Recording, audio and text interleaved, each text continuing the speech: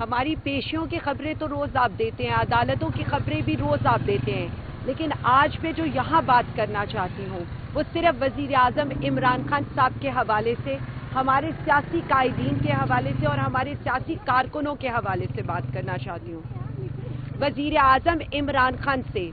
پچھلے کئی ہفتے سے ہمارے سیاسی قائدین کی ملاقات نہیں کروائی جا رہی۔ آج بھی توہین عدالت کا کیس لے کر ہمارے لائرز وہاں پر موجود ہیں، جس پر ابھی تک کی اطلاعات کے مطابق فیصلہ محفوظ کیا گیا ہے۔ 4 نومبر سے عدالت نے یہ اجازت دی ہوئی تھی کہ خان صاحب کو، وزیر اعظم خان کو، ان کے ذاتی معالج کی ٹیم وزٹ کرے گی، جو آج تک پاسبل نہیں ہو سکا۔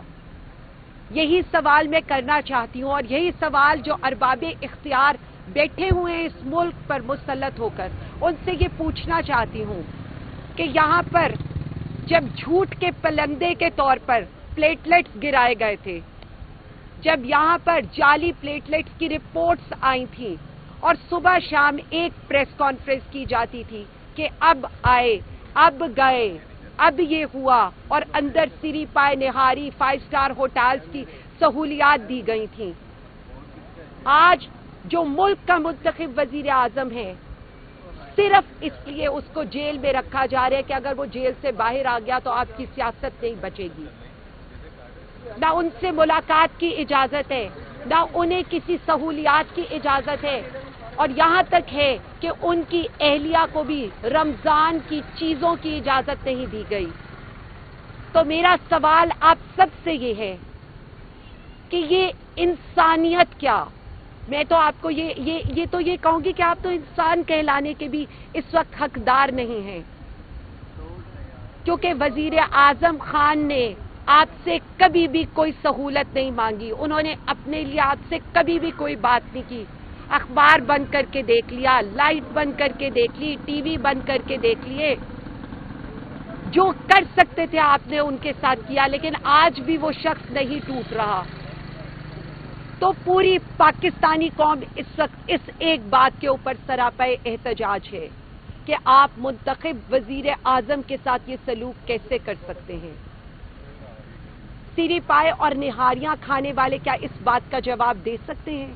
یہاں پر ایک اے سی اتارنے کی بات کے اوپر شور مچانے والے کیا مجھے یہ بتا سکتے ہیں کہ جو سلوک آج وزیر اعظم عمران خان صاحب کے ساتھ ہو رہا ہے کیا وہ انسانیت کے زمرے میں بھی آتا ہے؟ ان کی اہلیہ کو، ان کی بہنوں کے ساتھ جس طرح کا سلوک کیا جاتا ہے، کیا یہی خواتین کی تکریم ہے؟ ہم یہ کہتے ہیں آپ ہم پر تو ظلم کر رہے ہیں، لیکن جو چور بازاری، جو نوسر بازی آپ عوام کے ساتھ کر رہے ہیں، مجھے یہ کوئی بھی بتا دے کہ یہ رمضان میں عوام کے لیے روزے رکھنا کتنا مشکل ہے۔ آپ کی گرین لائن، آپ کی سڑک کا پینٹ بھی پہلی بارش میں دھل گیا تھا، اسی طرح قذافی اسٹیڈیم میں پہلی بارش میں ہی ہمیں نظر آ گیا کہ کس قدر کرپشن کی جا رہی ہے اس وقت اس حکومت کے اندر، اور اس حکومت کی کارکردگی صرف اشتہارات تک ہے، اور وہ اشتہارات جو صرف عوام کے پیسوں کے اوپر ہیں۔ پاکستان تحریک انصاف کو دبانے کے لیے آزادی رائے کو دبایا جا رہا ہے، پیکا لایا گیا۔ پاکستان تحریک انصاف اور وزیر اعظم عمران خان صاحب کے مقدموں میں یہ جو انصاف کی امید تھی اس کو ختم کرنے کے لیے 26ویں ترمیم لائی گئی،